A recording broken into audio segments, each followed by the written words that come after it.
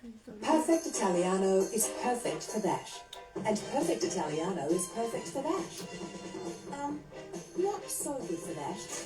But for mouth-watering pizza every time, perfect Italiano is perfect for that.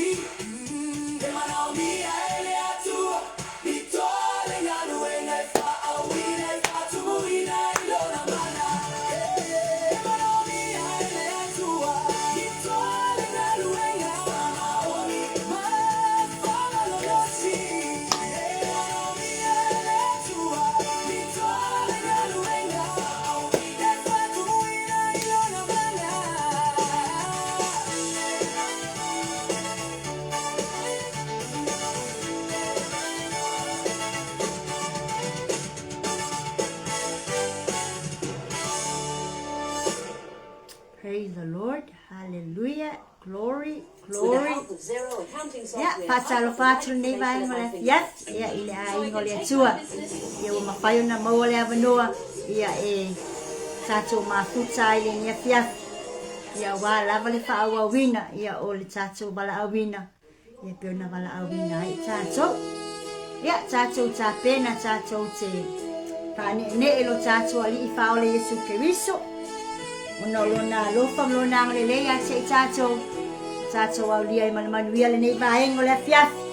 Pātau nu e tātou polo kalami. Ia mafuafuanga. E maiselo tātou bala awina. Praise the Lord. Yes, hallelujah.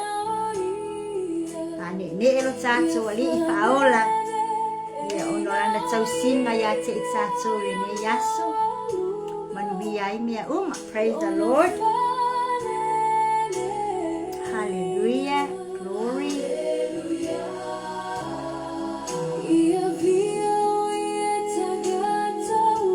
Praise the Lord. Hallelujah.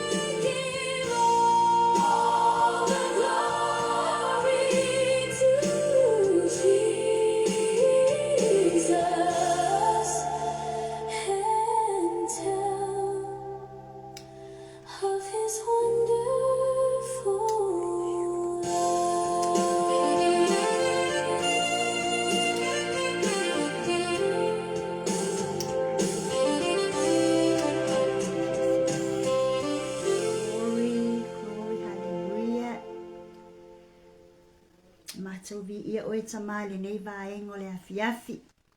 Mato iai le nei fo I tu la tama wa e tapenaina. E whapena no mato. To e mafuta ai awa le whasoa ino lo fina. Ngalo e ala lau upu pa ia ma lau upu le mana lea o le ola fo I lea o I mato. Mato tatalo ma vi ia oe lea unoa ona o mea silisili wa e whaia mo I mato. Ia ai whasilisili le ola.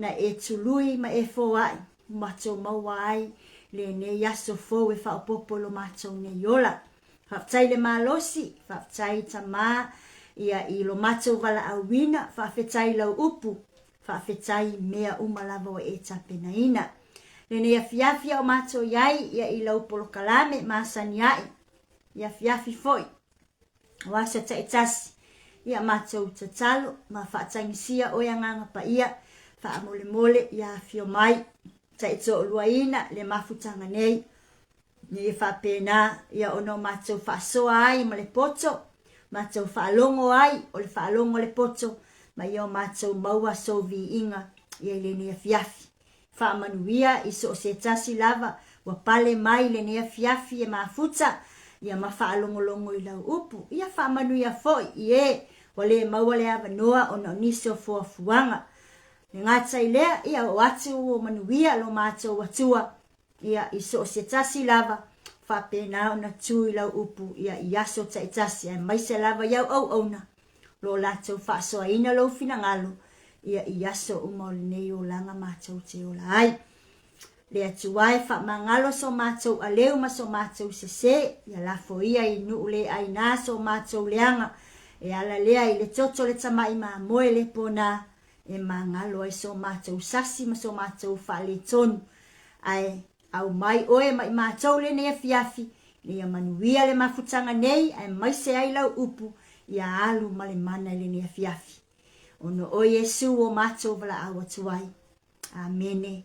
Ma amen. Praise the Lord. Hallelujah. Vi ia le ali ia le au noa. Yeah. Whaatalo whaatu. Ia maofa lo whaatu. Ia ile mamalu se tātou a inga. A mata mai lava i se matua. E watu se i titi lo tātou a inga mafuta. O te whaataua ma o whaatalo whaiate oe. Ia ile suafa manumalo Yesu Keriso. Yeah. O atu la whaatalo wha. Ia isungai whaafia ngainga taulangi. Mana yo lato faletua e mai se fo le no fo alo e ka le sia ta itasi ia fa malo lava le fai o le faiva fa malo le ona sa e le vala awina fa malo fo le pele o le atua malana ngaluenga yo o tau loto mo tau finangalo ia fa pena na utu pupuina pea le atua ia le feanga ia yo o tau ia male sa ilinga foi ia o le anganga pa ia e fa manuia ila o tau au nanga yaso ta itasi momoli atu lo faanga o le tapolo kalame ia mo sunga fa fenga uma faletua ia manofo alo so se ekalesia lavo e au nai ia o te fata lofa ia maofa lofa atu mo oile ne yafi ia se i o atu lo lima fata lofa na ia tatu matua matutua lo tapu wa i tono maota malawa ia maso se mea lava lo e tapua i mai ai ni e tātou mātua matutua. Ia whaaftaita talo lau pule lea malo lava le wha malo losi malo foi le nofo ta talo i mapati ta oto foi ia awa lava le whianga iai ia o le whanau o le atua ma le ngā luenga lo whianga iai nei. Ia me sei foi ngā luenga o lo tausi ai a inga. Li ia le ali ona o tau mātua matutua whamanuia tele le atua mo o tau malava. Ia whaatalo whaatu le tupulanga talavou. Ia mai se foi ne tātou whanau witi. Ia o tau le lumanai o le atunuu. E ka le sia o le nuu ma le ainga. Ia tātou savavali whaatasi le whaatuatua o Keriso. Ma ia whapenao na tātou whaamalolosi whaatasi. Ia o tau o le ibitu lea o le malo ia pole nuu ia pole ainga foi ia la lea ia ilo o tau o la tupu ae ia le leina tapu ia wala vale atua malona finangalo ia vi ia le ali ia sei whapena ona o fia whaatalo whaatu ia isi o ainga o mawhai ona o maua maua pale mai le nea fiafi ia le tato au nanga ia o mamae pa anga masane le Global Kingdom TV ia mai se ai ministry tasi o malava whaatalo whaiate o tau malo lava le whai o le whaiva e ka le sia tasi le atua wha malo lava ngā lulue ia wha manuia le atua ia au nanga yaso uma ai mai se lava yaso sa i le launga ino le upo le atua ia se ima moli atu le whaatalo whaapitoa i se utuangane ia po le tama foi po le sunga whaafiangainga ia olo apu yese tu ia atua vi ia le ali malo au na malo tautua i lau susunga e maise le fale tua ia male e ka le sia ia sanga whaamanuia le atua ia mautu pupuina pea lau fonga e maise lau finangalo ia wala na upu ia mose manuia ia o tātou mataitu atasi whaamanuia le atua alo fatele atu ia se utina pele ia se utina aulelei ia tise nga por fale tua ia tise nga su mai au kilani ia whaafetai tele mafuta mai ate oele tina o te alofa tele mo oe whapele sunga whaafiangainga ia Reverend Ferretti Gray ia male nofa alo e maise fole e kale sia malosi ia lofa tu noa i Aukilani whamanuia le atua ia wafo e whiau matiu te mga luenga ia whamanuia le atua ia mawhapena o na tapu e pea o lua ola mo lua soifua awala na ngā luenga a lua whatele mo o lua ia tato wheloa i se aso pe amalanga atu. Praise the Lord. Haleluya. Ia aya. Ia o se utuangane ia pole tama.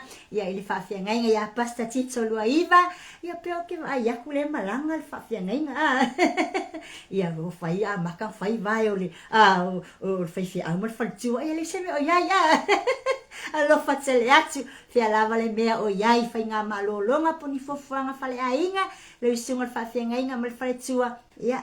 Whaamanuia le atua, mapui le atua, ia imia malava iala e uia, papia nana tue fo imol manuia i whanau lo whaamuli atu i whale, ia whaamanuia le atua. Ia, alofa atu team, God bless, hallelujah, ia le alii. Ia, o nisi na o maua le nei vaengo le afiafi, atono lo iai nisi, ia ai o te le o maua la tu suafa, ia ono le whale tono le tamasini le nei afiafi, a o te iloa, ia la ta ofo, ia, tala noa a ia fasoa fitu fai ia ile upu fo ia le tua e sosoani ai le isi ia matato tau mafai e tosoa i lunga o tato tangata ia mana yo tato ainga ima so se tasi lava lo fa pena ona sai tia ia ile tu ina nau ia malinei o langa mauna fa fita uli a ia o le tapol kalame ia o le pokalame le Maapupula le Faaolataga le atua ia mai totono pa Mr. North ia pole city fo le mafuta tuai Channel City ia peona ia le unanga le ne fiafi praise the Lord ia le ali o le tato mau le fiafi ia te fia o mai le tu se isa ia le ta upono ia o nei fai upu na ia e fia o mai ese tato manatu au tu ia te fa so ma tato tala no ai foi mai le fai upu ono anga i le valu ia lela fai tau atua mo i tatou fa pelo na fai tau wina ona lele mai ai lea ia te a o le tasi se rafi sailona lima fo i le malala ola na ia au mai le ofi ai lungo le fata fai tau langa na ia fa apai mai ai lo umutu ma fa apea mai fa auta wa papa ia tu le nei mea yo lo umutu wa ave ese ina ai la wa mio leanga wa fa mangalo ina fo i la wanga sala ona o fa longo twai le si fofongo le li wa fa pe mai wai ea o te awina atu wai fo i alu atu mo i mato ona o fa pe twai le wa ule nei ina awina atu wa praise the Lord hallelujah vi ele ali fa tai fa manu yanga tina tise alo fa tele atu sai foi fa manu yanga lo sunga fa fenga tito alo fa tele atu ia ole nau te inga male mana onga o lo fa pena ona tala pe tala mai ele profeta o Isaia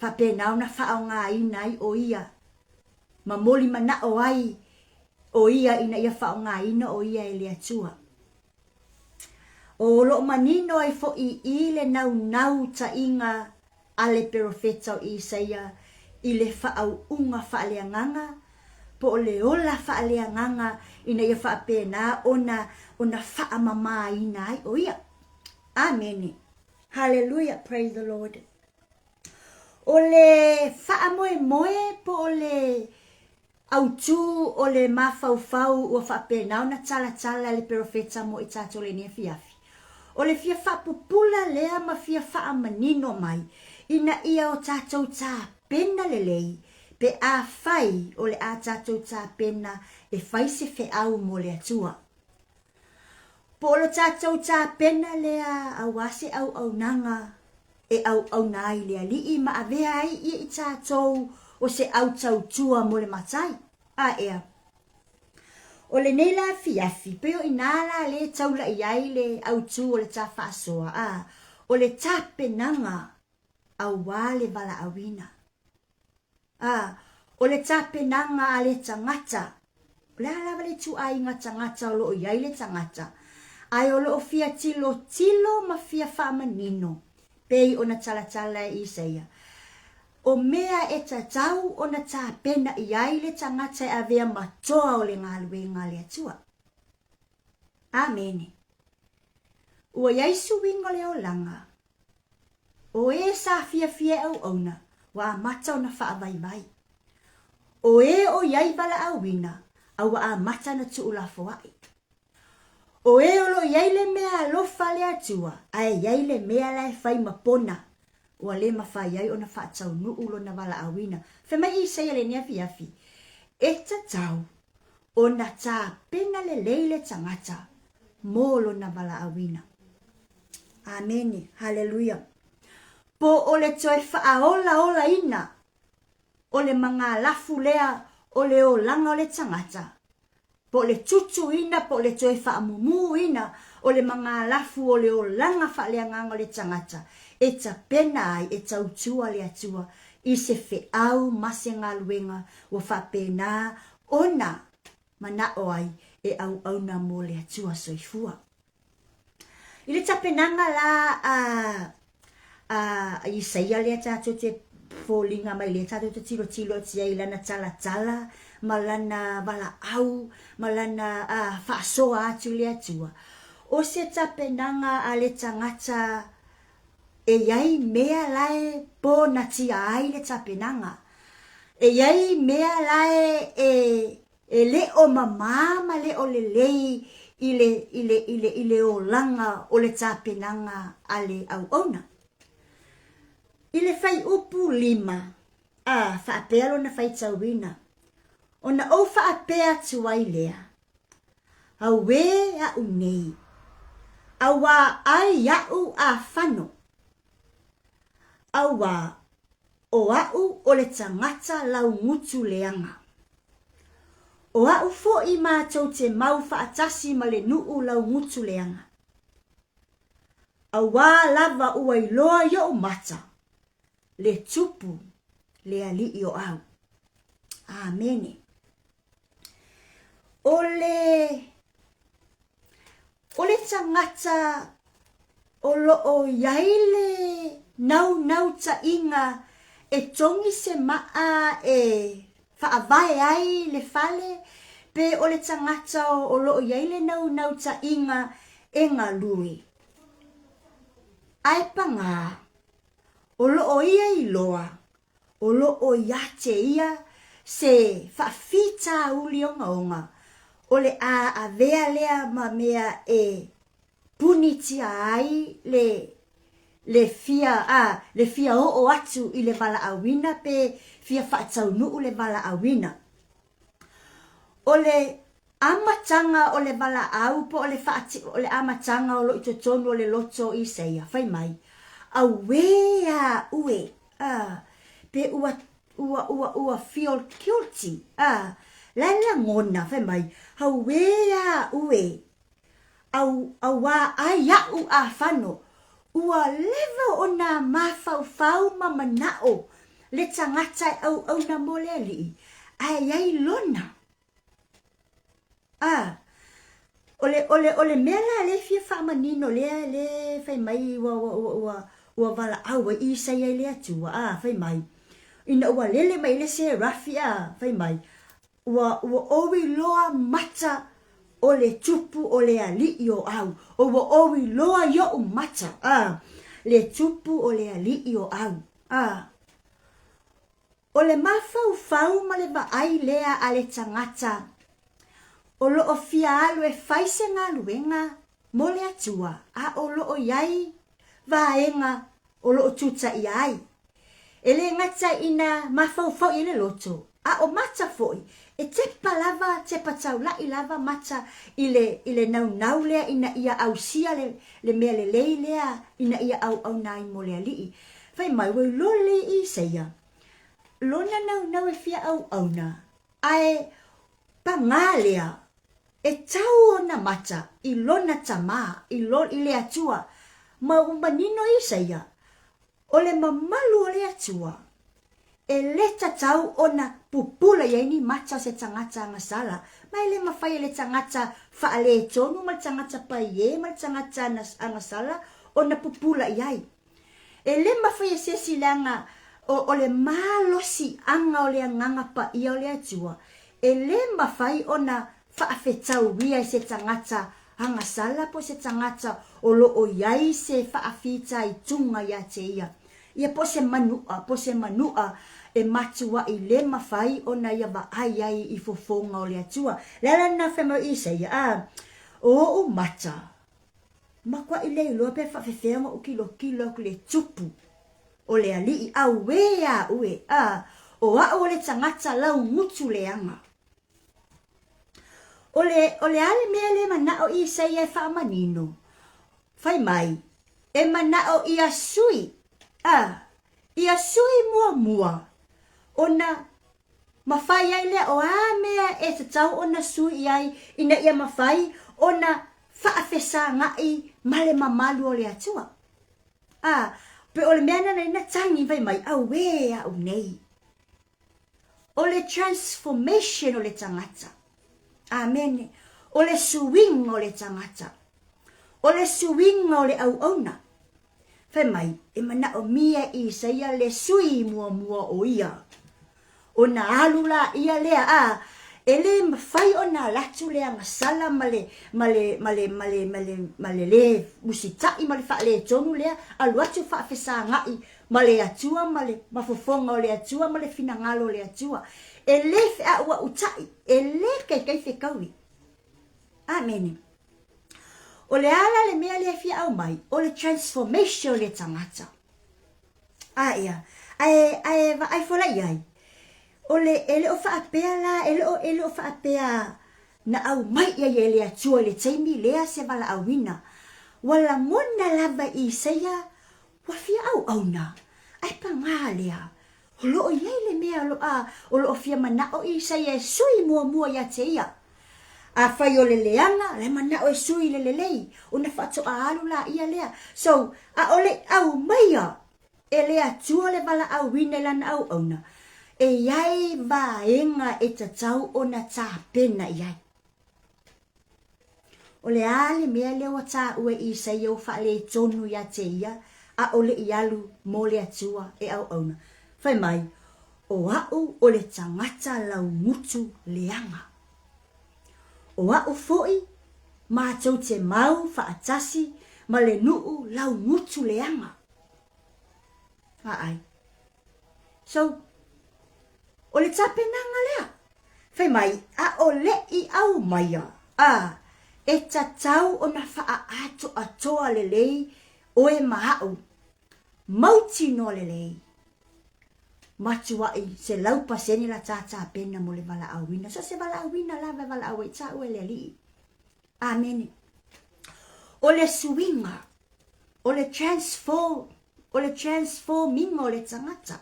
So remember, the transformation in our life may ele ka kaunga amaka o se new opportunity. Do not start to transform you o se mea foua au mai te oe. Amen. E ka kau o ngā tā pena oe e sui oe. E ala lea i lo tangi atu ma wha ai loa i lea li. Tell God. Ta usa o ai lea tua po lea tonu lava le mea lea e tatau o na pai mai ailo na nganga. O le ase mea tatau, o le ase mea nae broken i tatonu ya te ita ua. O le ase mea nae, o le ase se po se wha le tonu, po le lava se wha fita uli, e le o ato atoa i ta ua, la e ta e ta ua, e le o mawhai o ngā fu la i ta ua, whai mai, e kakau o ngā ka si i le atua, e wala au la, e tau. That is how one of the steps we need to do to prepare for the calling is to let God knows, tell God what is broken in ourselves, so that God will touch that broken piece. Ma ia whaape nā, o na tau mawhai, ia manino le atua po o whea tonu lava le vaenga o loo mana o mia le pai ma ia i o le atua. Pai mai i seia, o au nei o le tangata lau ngutu leanga, ta usa o lava i seia i le atua le mea e tatau o na pai ma ia i le atua e sui ma wha mamai a o le ia A ole I yalu e va aipo le ale vala au wina lau au mai e le atua. Amen. Vi ia le alii. Fai mai I saia, o ulau mutu, o loo iai le vai vainga, o loo iai le tae, tulo. Praise the Lord, hallelujah. O ulau mutu e fia sui, mai le tae tae, mai le faale tonu, ia avea ma mea lelei, mai le tae tae, ia avea ma mea ua ato atoa lelei. Amen. Fai mai, wa matuai tangi Isaiah in the presence of the Lord. Nei loa Isaiah wa fio le atua le mea lea. A ole I alu la Isaiah mala e whaatau nuu la na tau tua mo le atua. Na mua confess. Na mua tau I le atua le whaale tonu le yateia. Ele I whaapea nei loa Isaiah o le halu fi au na mole ali o ngalu mua le kala e kui kangaka o hau le la o lo ma losi le la o walo I faile mea lea o lo upoto le la o le faile mea lea ele I alu Isaiah ma mutu solo atu lo na ma losi lo na tamai. The first thing he did, he confessed that his lips are weakened. Ua vai, ua whaale tonu, ua iai lea, le lau mutu leanga ia te ia, e le ngata ia te ia, a o ta ngata fo I ia lato te lango ma mauma ia, e leanga fo I o lato lau mutu. Amen, hallelujah. Why? Ai se ale mea walai ona tapena whaapea Isaiah e alu mole alii. Fai mai, leanga pau lava lea o le tangata wa manino le ia Isaiah e whaamama ina o ia I le whaamama e leto e fo ia I tuolo na olanga. Pau lava lea o le tangata e maua mai ai le whaamanga longa mao ioi. Ma pau lea o le tangata e maua mai ai le fofo o na lau ngutu leanga ia e ai. E leisi se mawhai o na whaia. Na o lea tua lava mawhai o na whaia. Le ala lea ngalinga confess Isaiah lea tua. E le I confess Isaiah lo na nuu. E le I confess Isaiah ya na wo. He confessed to God. Because he knows. And he recognized that e le ima se mawhai o nga stand before God. A o le I tau mua. A o le I tā pena mua. A o le I whaai loa mua I lea tua. We can't stand before God without confessing our sins. And without confessing our people to God. O le ala le nā ngā lei ong e le mawhai ono tato wōlu mo malu o lea tua. Pe a yeise mea o whaale tonu. Ai manino le tapenanga le tapena Isaiah. It's only God ua ave iai le tangi ma le wha mua a wa pau lea o le tangata e mauti noa lei. Nate fo ia ma fo le wha fita uli lea. Hallelujah. Ia o ina fo I whailo mai ai. Ma ko I whaamaong ia le surrender ingo oe le atua. O lo walu lava oe taku I le atua. O lo walu lava oe te mafuta I le atua. Ele yalu Isaiah tala I atu ya na wope o na ota ua. He went straight and confessed to God what is wrong with him. E iai mea le disqualify ai o ia. E iai mea le o whaonga ina ai o ia. O lona lau mutu e leanga.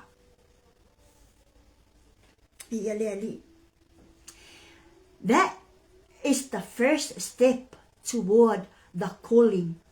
O lo whapenana e tā pena iai. Ia e muai tau atu I le atua. Ho whale tonu. a ole e alu failo wala awina. O whaale tonu o vai vainga. O mea e te iloa e le mawhai ai ona e sauwhanga i le wala awina. O mea e te iloa e le ole lei. O mea e te iloa lai whaale tonu e tatau ona whaale lei. Ona se laupa se neilo la i o lo walu e avea o e matoa o le ngaluinga. O le lau mutu leanga o lesi mea lea e au pito sili ona tāua e tatau ona whaailoa i le atua. A leanga o tatou lau mutu o whaafifea ona o tatou avele upu a le atua. Lailo i seia, e fia avea o ia ma avife au, e fia avea o ia ma au auna, e fia avea o ia ma tangata tau tua mo le atua. Ai panga lea, he can serve as a messenger. Pe ale ta pena mua lona ngutu se tulo o le ngutu lea ya e tala i ina ma whaatau nuuina le tau tua mo le atua. Fe mai le rejecting le atua le bala aua i seia. O nao i o lo manino le atua le mawalalo le loto i seia waiai. E le mawhai se tangata.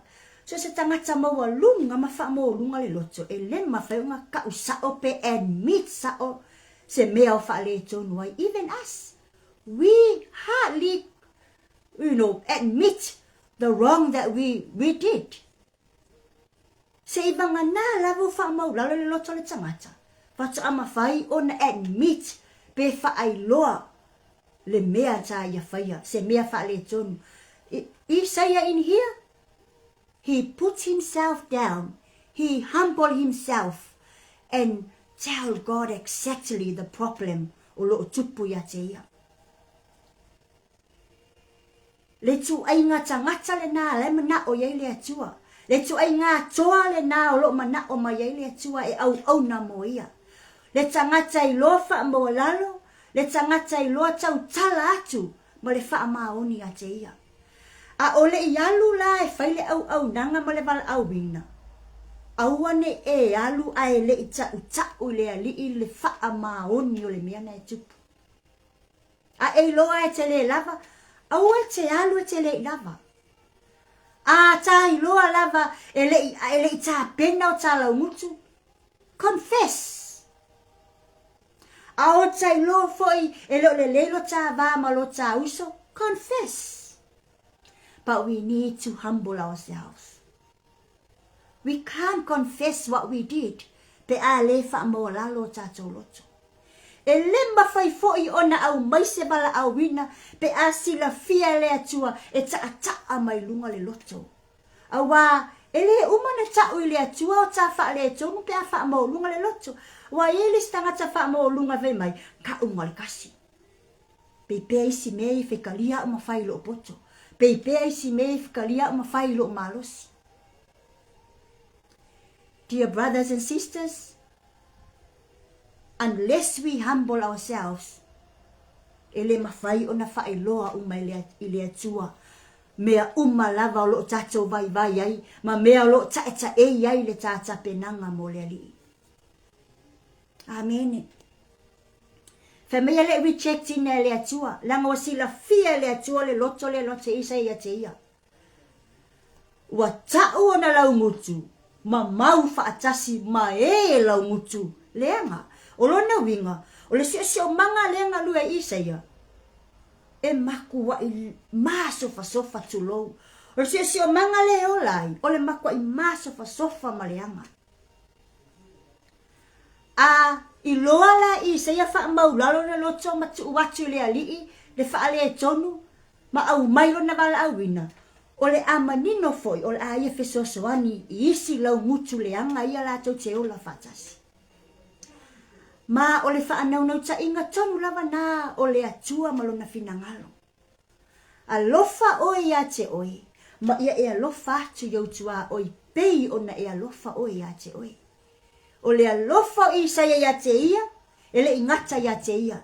Na fia mana o ina ia alofa atu i e o lo lato mau whaatasi fo i maia. Fina ngalo tonu lava lea o le atua. Fe mai la, ele i reject mai e le atua le confession ala na au na avatu.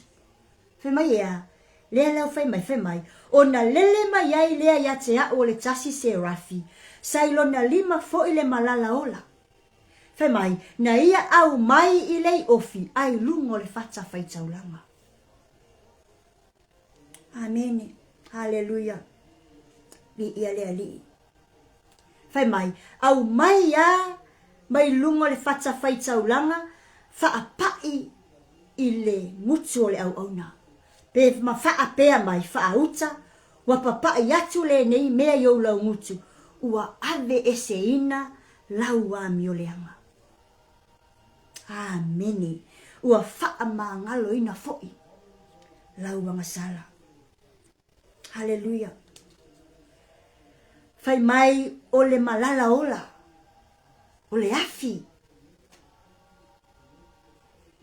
lea o le afi o le nganga pa ia le se afi fa umatia ile fa na o le atua o le afi fa mama ina ai ma fa manga lo ina ai o e ma o tata pena atu mo lo tabala au wina mea uma ia e tatau ona ta pena ia le tangata e alu e tau tua le atua le ala vale tu ai nganga luenga tatau tua mo le atua e tatau ona fa mama ina ma fa manga lo ina tato wangasala. Amen. Hallelujah. Ele au mai le malala ola le fa umatia ile le mucho i saia se tulo na au mai e purify ai na au mai e fa mama ai manino le lele au mai e fa mangalo ai i saia. Amen. Hallelujah. Oa uma meleanga laila umucho isaia. Fai mai. Na ona pa ilava yai o le malala ola lea. Remove uma ese. Mea sa ta eta e yai la umucho se itulou. Mea sa leanga ai la umucho le ole au auna. Mea sa fa le tonu ai. Fai mai. Na ona pa ilava yai o le malala ola. Fai mai. Fa'a mangaloina ma fa'a mamaina. Ameni vi ia le ali. Ia tatou loa le le mamautinoa. Wa fa'a I loa e le atua. This is a great evidence to show the love of God to his children. Le evidence lea. O le afi o le nganga pa ia, elo se afi e faa umatia ai, o le afi e faa mama ina ai, o le afi au mai i le fata fai taulanga, i le lao ai o le atua. O mea ai mamana, o mea ai le lei, o mea ai mawai inu le lei, o lo au mai e faa pa i le mutu, lau mutu le anga ina ia le lei. O mea ai mama, o vai mama, lea ua faa mama ina ai. O mea ai ele aise angasala, o mea ai ele lei, ele aise faa le tonu. E lo ni mea ai mafu se tulou. O mea ai wa umona ta pena le atua, e pa i le ngutu e fafanga ai le ngutu le au auna, a o ta pena e luna wala awina. Fe mai a ai, o na faa pena lea, o na malosi ai luna tangata a toi to tonu, mafafo. Ua faa mama ina, ma faa mangalo ina, hanga sala uma, sa faa pena, ona fai ele au ona. Pi ia lea lii. Ole nau ta inga ole atua, e faa mama i ta ua. Ole nau ta inga ole atua, i lana faa nau, a ole i fai ale wala awina, ia faa mama, ma faa mangalo mua mua. We can't serve God without purification. We can't serve God if our hearts are dirty. A feo pala palau tatou loto ele ma whaine tatou woe au nele ali. A feo le angalo tatou va malista ngata. We can't serve God.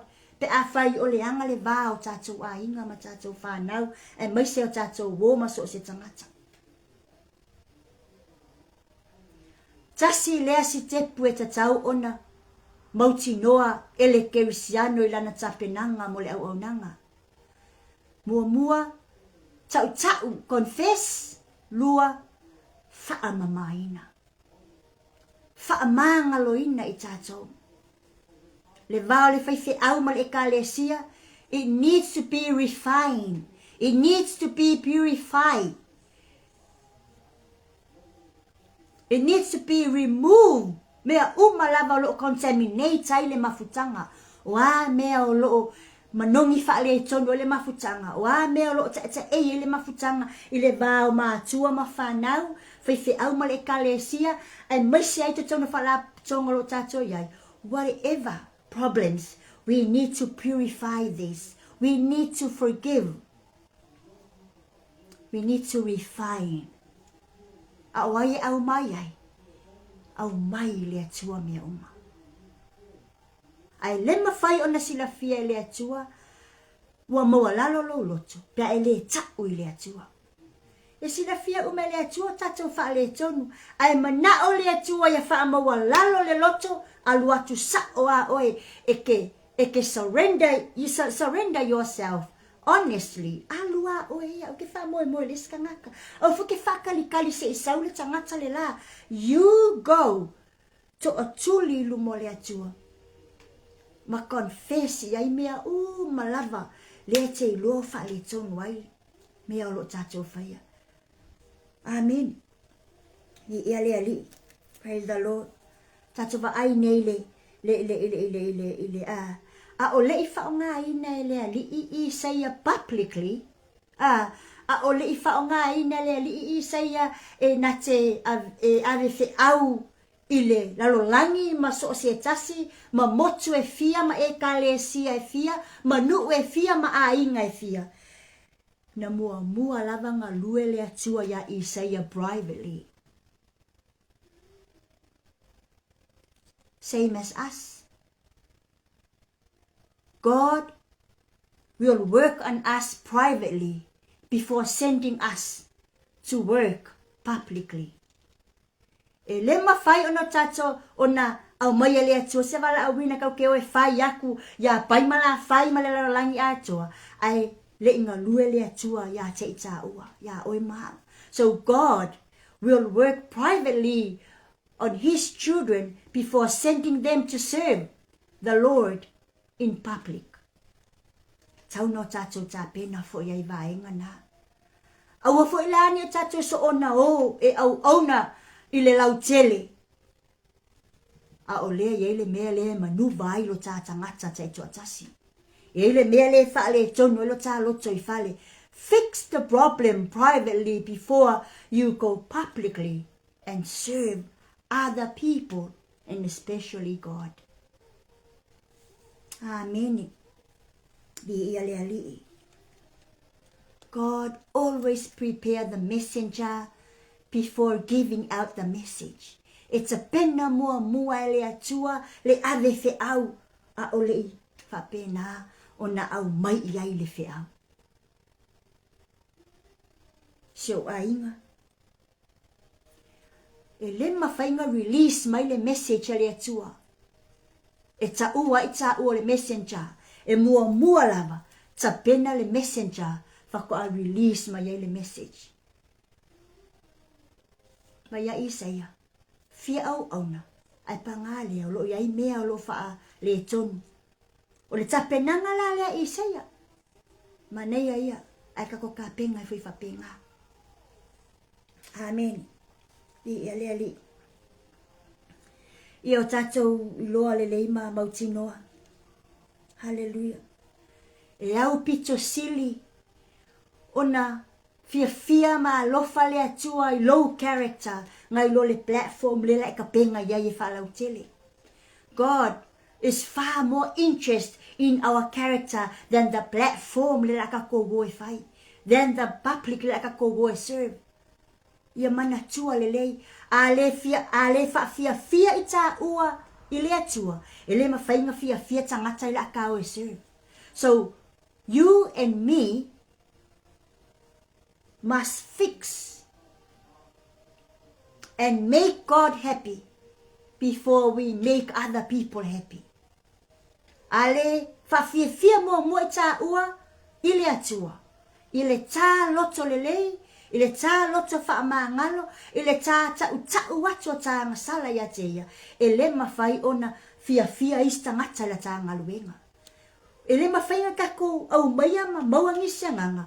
Pe afai o le pu la vele va au ti ya ti. Amen. So us character o le ka character e kakau o ngele interest o le atua. Mua. Ona fapenalia, ona fia le atua. I fua o tanga lue ngai fai. A le fia fo le atua i le tanga lue.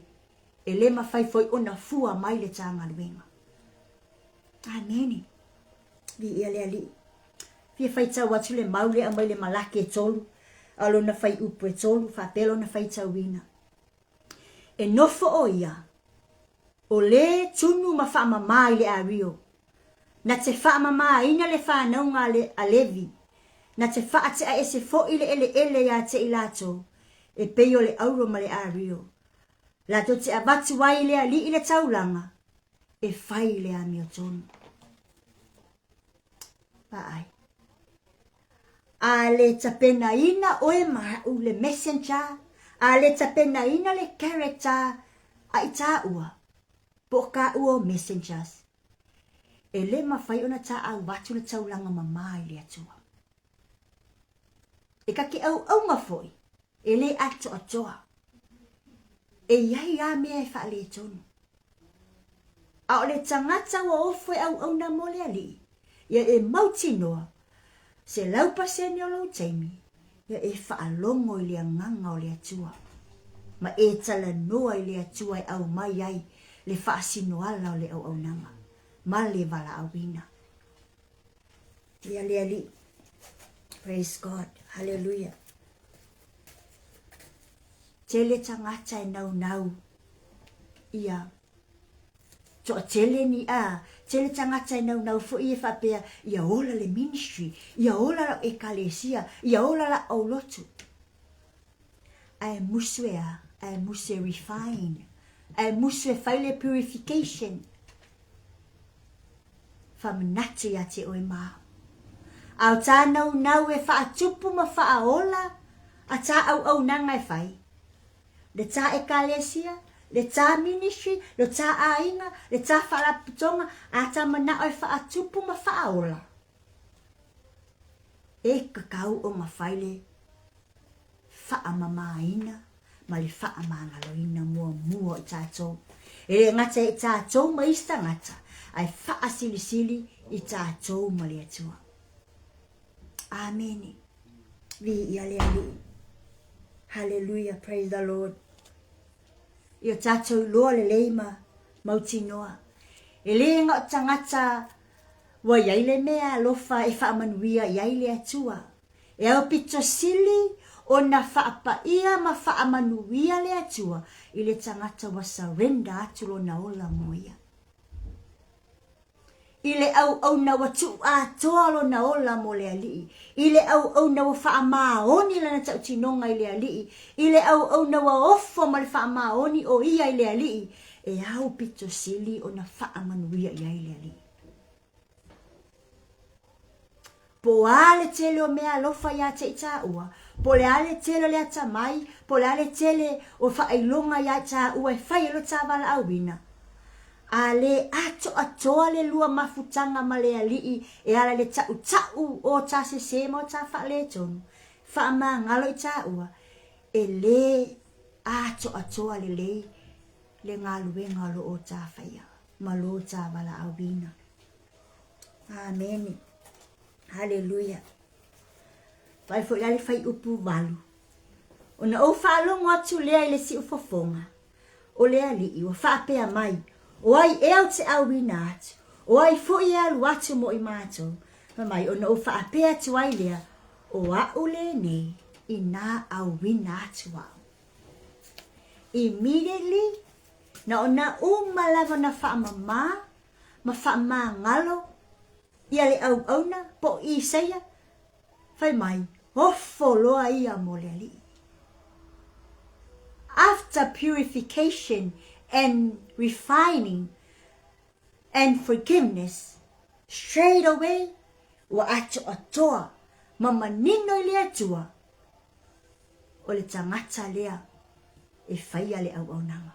O le tangata lea, e ave iai le wala awina. O le tangata lea, e whaamaoni le wala awina. Nona lava o na whaamangalo, masaule se rafi, tu ule malala ora le nguto i seia. Ma whai iai le tala, ma whai mai whaamamama whaamangalo, mai ngā mwhisili mai a, o ai o te awina atu. Mai leila masisi, o wa. Le tali lea le tangata ua, wa fia lana tapenanga, wa atoa. Wa atoa le tapenanga, mea lava ia sama na o iai le atua. E na whai le au ona.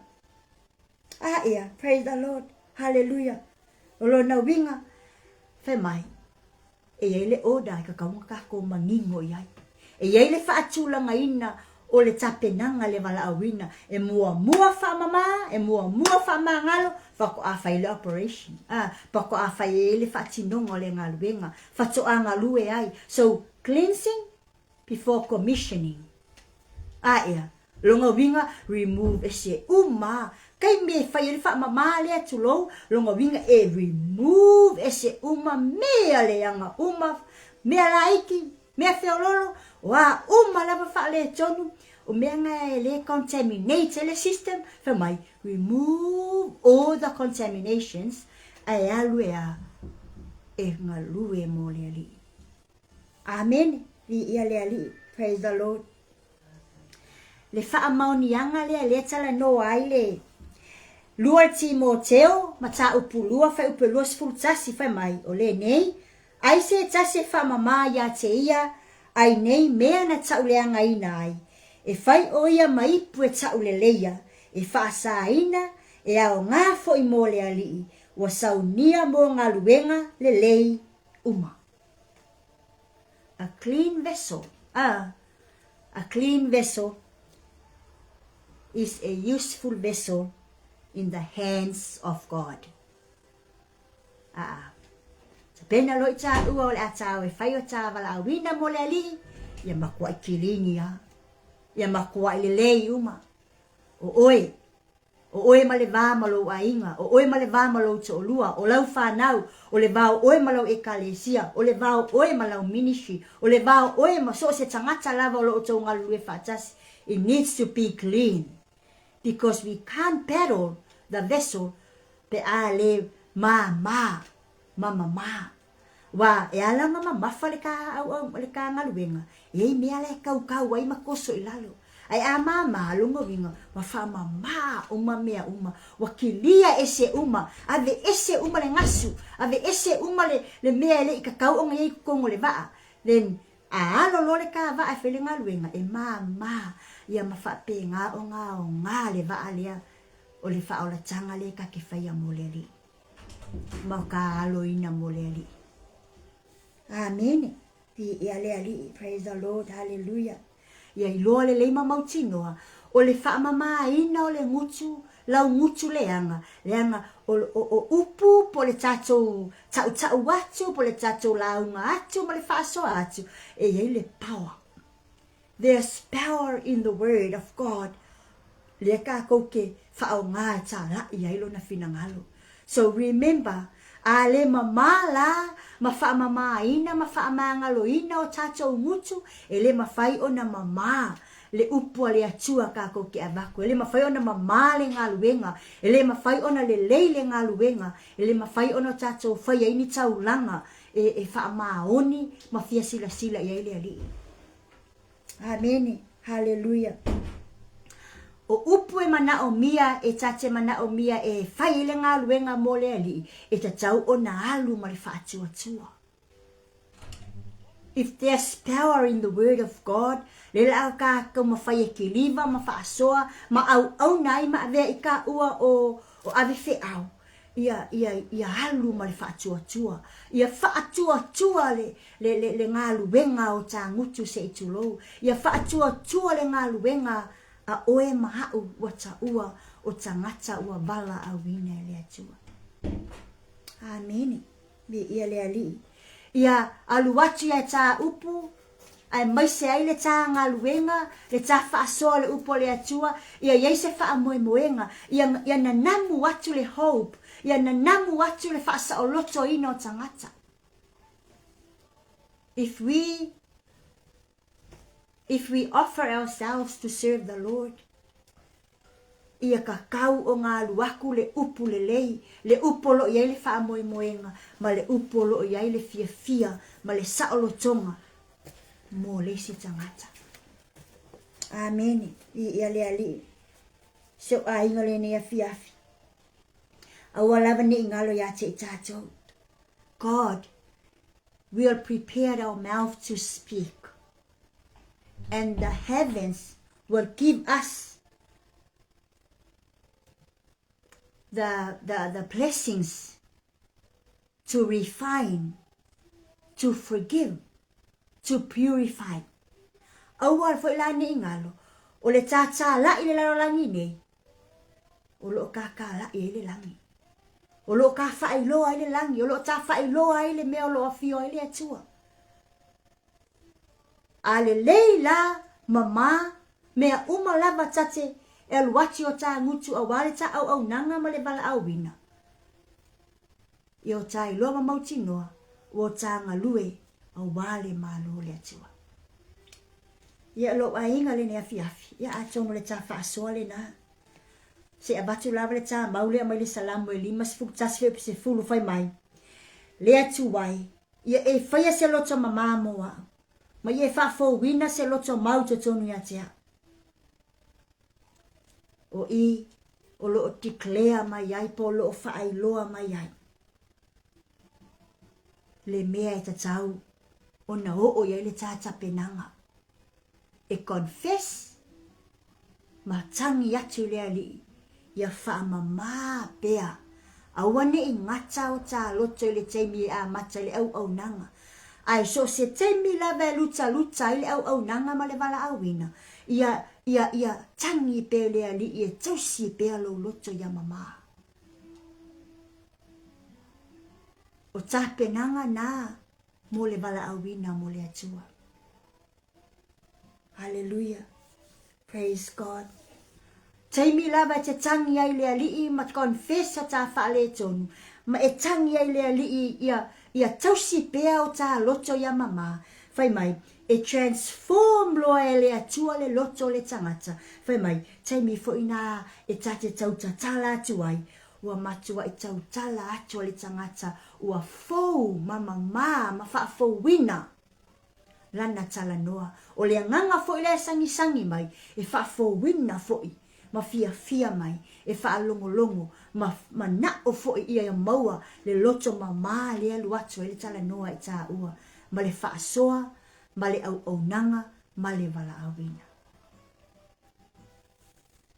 Aoni ta au maya mistake o ngafi, do not allow those, langa o mea ngai ma mafai, ma koe palapala ai, le va alewa mama, ma le loto lewa mama, do not let the mistakes of yesterday e au mai e convince aka ole me kupule lumangai because au ka koe au mai a mistake ole tua nai ma faapea o ile ai a fai anga masangi mai e masangi ya ole me foi ngai kupu ole pikola le peka ko o ai don't let those mistakes e convince ya ole future but let your heart eager and cry out to God.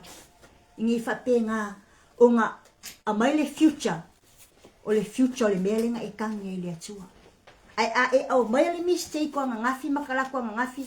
Ia po le ala le kaimi wakea e au mai e koe whai ai lau savalinga. Le ngā pau ale mea leilo mawhawhau o lo lumanai. E leise mea le lei. Le anga o mea ia le ngā o mawhau. Le ngā o longa kupu le kuangai. Don't let those past and previous experience to faleanga ai ia lo lumana i le te savalianga iai a walo wala awina mo le li. Lo ainga le ne afi. Au alavangi i ka koe cancelinga le wala awina au mai le atua ai ia e ta pena. O le ale wala awina ta pena. fia tau sanga e ta pena se I ato atoa lele. Ai aua ke cancelinga. Aua ke whai ko ai. Do not cancel the calling from God, but prepare for the calling. Amen. Hallelujah. Once God touches our mouths or our lips, our destiny will change. Kai mia e pa I mai lea tua yo tātou ngutu ia ua whailoa lea tua o lea leanga, po o tātou loto e whailoa lea tua o lea leanga, po o halawa mea whailoa lea tua o lea leanga. The time God touches those, whai mai, sui a koa le kako destiny po le mea kako kaungu iai. E sui e lea tua. Po le alo tangata leanga, ai a e ka ulea li ile mea lea sa wha le tonuai. Whai mai, when God touches that, He blesses that. Sui a koa lo kaunga. A vea I lolo tangata leanga, ma lo tangata whatau wa. O le tangata wa lima tamatau I aile ali ilo na finangalo. Amen. Hallelujah. Praise the Lord. Yale nea fiafi seo a inga. Yeah. Whaamanino ya te tatou. Praise God. Hallelujah. You have a purpose, and your purpose will be clear when you let God transform you. When you confess, you allow God to transform you. And when God transforms us, then our purpose will be clear to us. O ngo kako wolo la ia lea, whaatau nu o kako purpose. Whaatau nu o tato wala awina, a ua umau na, au mai lea tua le suinga. Peo Isaiah, ai loa whale tonu ngutu, tau. Ai loa whale tonu loto, ai loa lea tua. Ai se I wha mama, wa umalawa mea, o whale tonu, just confess. And God will transform us into changes e le I kako mawhau winga. Whamanu a tele lea tua ia te oese o a inga le nea fiafi. Whamai Isaiah, here am I, send me. Io tato wole ni afi. So e tō manatu lava oe maao. Po o uma ma lava la tata penanga, wa ato atora tata penanga. Tai mia wala aule ali, ia mua o tata tui lunga matafa pe atu. O wa ule nei, au wina atua. Le atuai, mato tatalo le ni afi. I lau upu o mātou whaasoai. Ia lofa mai aloa nganga pa ia whaalau tele. Whaamala malama atili. I loo a inga Maapupula. E mai se whaolo nei tangata. Le fina ngalo lau fio. Ina I o mātou tā pena ai le wala au wina. Wa e tā pena mo I mātou. A ua mātou whaamama. Ma mātou wole atu. E te whaama ngalo mai I mātou. Whaamanuia I lo a inga Maapupula. Whaamanuia fo I mātou mole nea fiafi. Tu mawatu le vi inga ia te oi. Ne ia o le whaavavau lava. Amen. Amen. Praise God. Vi ia lea li. Ia whaafetai tele lava. Maapupula mai se tātou a inga. Ia whaatalo whaatu. Ia beautiful mama day e au. Vi ia lea li I whaatai Maapupula mai. Lau sunga whaafeangainga ia nanai whiangainga. E mai se beautiful whaletua Florence. Vi ia lea li I whaatai Maapupula mai. Whamanuia lea tua. Beautiful sister Anna Tongia. God bless. Whamanuia lea tua. Malo au auna. Ia sua la ulu matamua. Whaafetai tele a Maapupula mai. May God bless you and the family. Ia lau sunga whaatonu. E mai se le whaletua ia Sarah. Ia whamanuia tele lea tua mo o tau malama mo tau a inga. Ia ai tātou tu e whailoa I fo I lea soata e au. Ia leo whamalanga leo lea tua. Ale nei tu la fiafi. Pasoi fua ia seo a inga. God bless.